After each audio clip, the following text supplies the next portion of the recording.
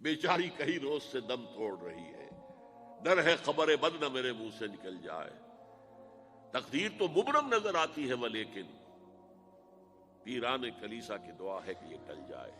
تو پہلی بات میری ختم ہوئی، عالمی نظام خلافت دنیا کی تقدیر مبرم ہے، ہو کر رہے گی، اس میں کسی صاحب ایمان کو کوئی شک، کوئی شبہ، کوئی ریب نہیں ہونا چاہیے۔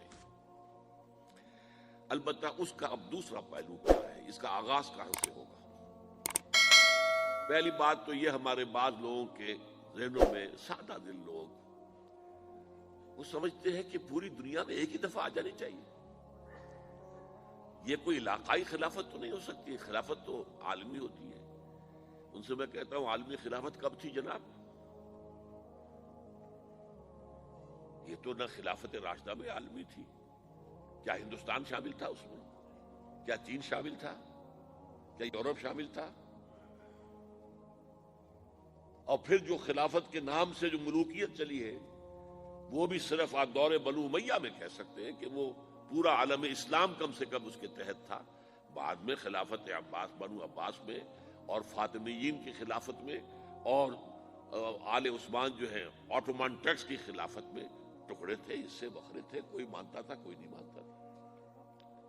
اور سب سے بڑی بات یہ، اگر ایک دم پوری دنیا پر خلافت قائم ہو سکتی تو حضور کے دست مبارک سے ہوتی، لیکن نہیں ہوئی۔ نتیجہ کیا نکلا؟ ایک ملک میں حضور نے قائم کر دی، جزیرہ نما عرب، یہاں خلافت قائم ہو گئی، حضور خلیفہ ہے۔ اس کے بعد آپ کے خلفاء راشدین نے پھر اس کو وسعت دی، شرقاً غرباً شمالاً۔ 3 کالمز نکلے ہیں فوجوں کے، صحابہ کرام کے، 3 کالمز، ایک ایسٹ ورڈ، ایک ویسٹ ورڈ، ایک نارتھ ورڈ۔ ایک عراق کو فتح کرتے ہوئے ایران میں پہنچ گیا، خراسان تک چلا گیا۔ ایک شام کو فتح کرتے ہوئے اور پھر سینائی پیننسولا سے ہو کر افریقہ میں داخل ہوا اور اٹلانٹک تک پہنچ گیا۔ تیسرا سیدھا شمال میں گیا، لیکن یہ زیادہ دور نہیں جا سکتا تھا، کوکیشین ماؤنٹینز آ گئے، کوہ قاف۔ اس زمانے میں تو یہ یوں سمجھیے کہ امپیسیبل تھا نا، کوہ قاف، لہذا وہاں آ کر رک گیا بابا۔ اب بھی یہ ہوگا، کسی ایک جگہ سے شروع ہوگا پھر پھیلے گا، اس کے سوا کوئی چارہ کار ہے ہی نہیں۔ اگر ہر جگہ پوری دنیا میں ایک ہی وقت میں ہو سکتا تو حضور کے دست مبارک سے ہوتا صلی اللہ علیہ وسلم۔ اب وہ نقطہ کون سا ہوگا، نقطہ آغاز کون سا ہوگا؟ اس میں پہلی بات تو میں نے کہا، جو شک کرے گا اس کا پھر ایمان مشکوک ہے۔ ہوگا، لازماً ہوگا، گلوبل ہوگا، پوری دنیا میں ہوگا۔ کہاں سے شروع ہوگا اس میں آپ اختلاف کر سکتے ہیں، لیکن مجھے تو 2 حدیثیں تو ملی ہیں جن سے یہ اندازہ ہوتا ہے کہ یہ اس مشرقی خطے سے ہوگا، عرب کے مشرق کی جانب کسی ملک سے ہوگا، کسی خطے سے ہوگا۔ وہ حدیثیں بھی اب آپ پڑھ لیجیے پہلے۔ پھر میں کہہ رہا ہوں، یہ خزانہ ہے جو ہم نے آپ کی خدمت میں پیش کیا ہے، کاش کہ آپ اس کی قدر کر سکیں، یہ حدیثیں آپ کو ازبر ہو جائیں، یاد ہو جائیں، لوح قلب پر نقش ہو جائیں۔ ہندوستان اور خراسان یعنی موجودہ افغانستان کا ذکر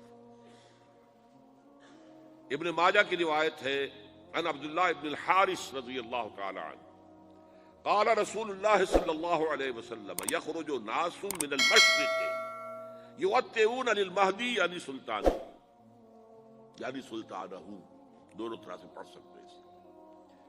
حضرت عبداللہ ابن حارث فرماتے ہیں رضی اللہ تعالی عنہ کہ حضور نے ارشاد فرمایا، مشرق کی طرف سے وہ فوجیں نکلیں گی، لوگ آئیں گے جو عرب میں مہدی کی حکومت قائم کریں گے۔ یہ مہدی کون ہوں گے اس کا ذکر میں ذرا بعد میں کروں گا، لیکن نوٹ کر لیجئے کہ مہدی سے پہلے لازماً کسی مشرقی علاقے کے اندر وہ نظام قائم ہو چکے گا، تب وہاں سے فوجیں آئیں گی نا۔ یہ مشرق کون سا ہے؟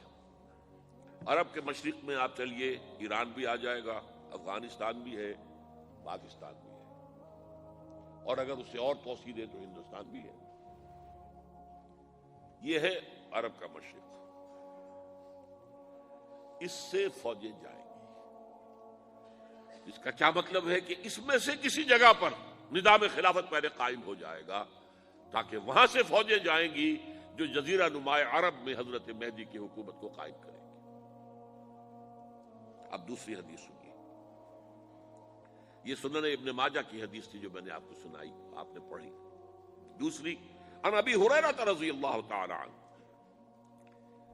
یہ ترمذی شریف کی روایت ہے، قال قال رسول اللہ صلی اللہ علیہ وسلم یخرج من خراسان رایات سود لا يردها شیء حتی تنصب بإیلیا۔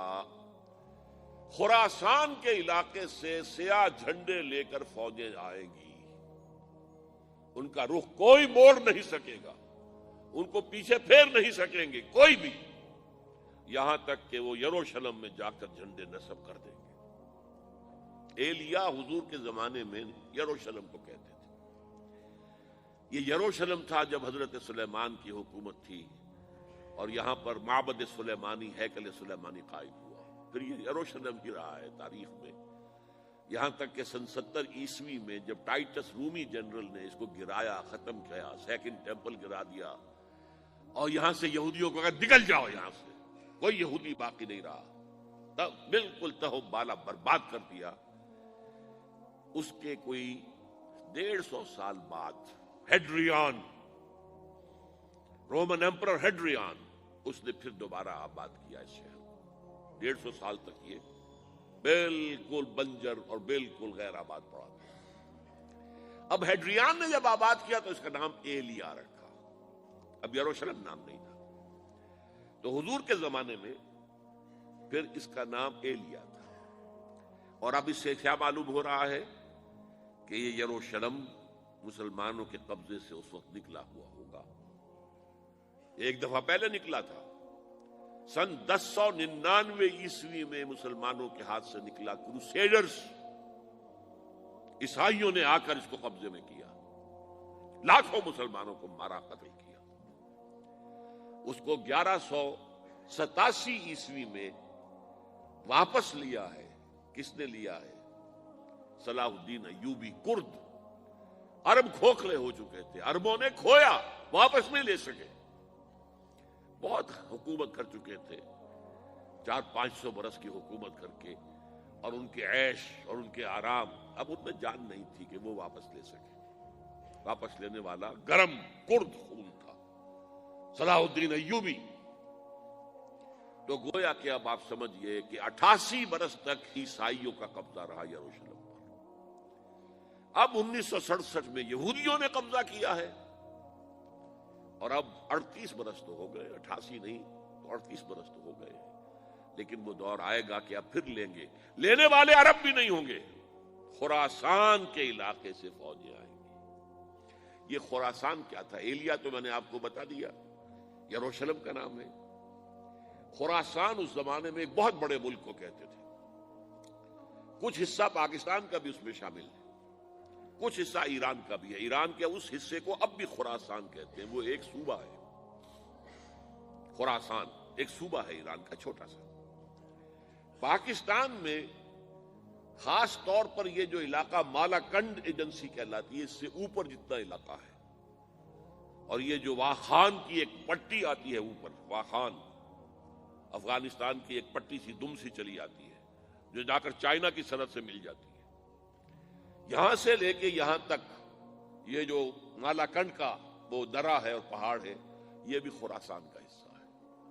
باقی تقریباً 2/3 آف افغانستان ساؤدرن حصہ نہیں ہے خراسان کا حصہ، یہ سیستان کہلاتا تھا، یہ خراسان نہیں ہے، لیکن یہ کہ اوپر کا 2/3 آف افغانستان، اور اس کے ساتھ یہ جو عرب، جو اب یہ ترک ممالک آزاد ہوئے ہیں سوویت یونین کی ڈسولوشن کے ساتھ، یہ سارا علاقہ کہلاتا ہے خراسان بزرگ، دی گریٹ خراسان۔